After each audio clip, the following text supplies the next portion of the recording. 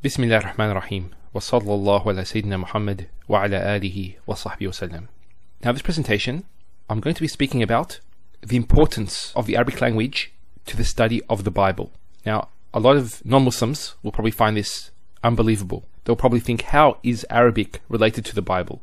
It's actually helped scholars of the Old Testament to understand their own scriptures. Now, I'm no Bible scholar, so obviously to understand this point, we need to go to a Bible scholar.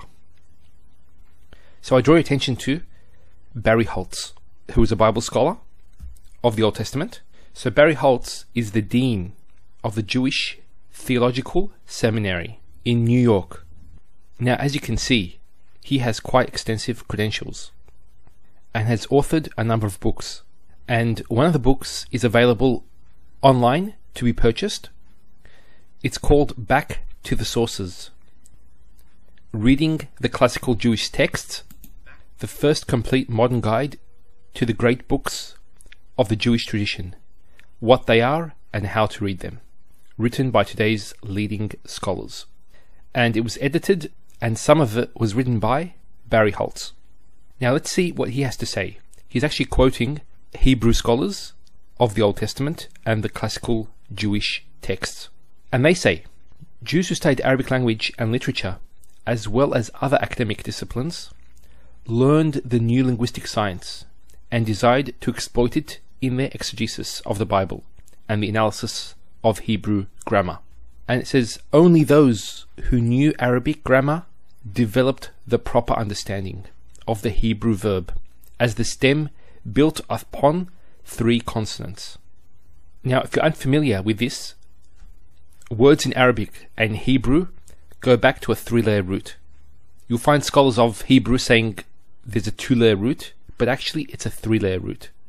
And we'll explain the reason later on in this presentation. What it's actually saying is, those scholars who understood that words were built on 3-layer roots, you could go back to the 3-layer root and find extra meaning in words. And that's what happens with synonyms. When we have 2 related words that mean the same thing, they don't actually mean the same thing, because you can trace it back to that 3-layer root and get a different nuance that is not present in the other synonym. And I have lessons on the synonyms which will help you understand the richness of the Arabic language. Okay, so it says, Hebrew stems in which the letters Alif, Vav and Yod appear, for example, do not display these weak consonants in all forms. So the Alif is equivalent to the Alif in Arabic. The Vav is equivalent to the Waw, and Yod is equivalent to the Ya. And it says, these weak consonants do not appear in various forms of the Arabic verb. However, Jewish scholars with linguistic sophistication realized that the weak consonants were part of the Hebrew verb, even where they are not evident. So when somebody studies morphology in Arabic, one of the topics we discuss is related to the verbs that contain weak letters. And that's when it gets complicated. And what happened was that Jewish scholars actually realized this. The ones who learned Arabic realized it.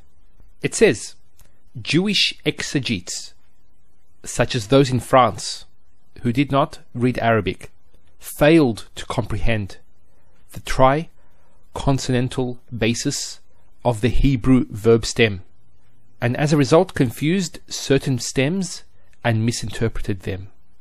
So because they did not have a proper understanding of the Arabic language, this caused them to make mistakes with interpreting meaning of words.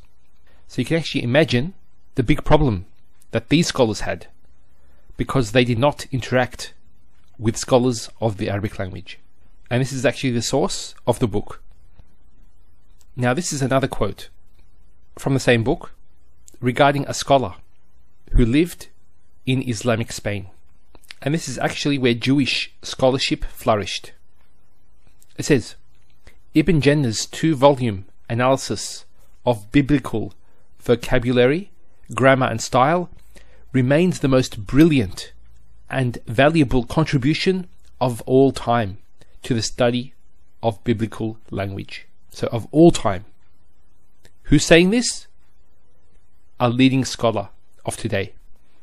And it says, the two volumes, the Book of Roots and the Book of Embroidery, which is a grammar book, exist only in the original Arabic and a medieval Hebrew translation.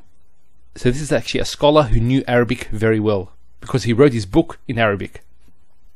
And just finally, another aspect of the Arabic language is its preservation.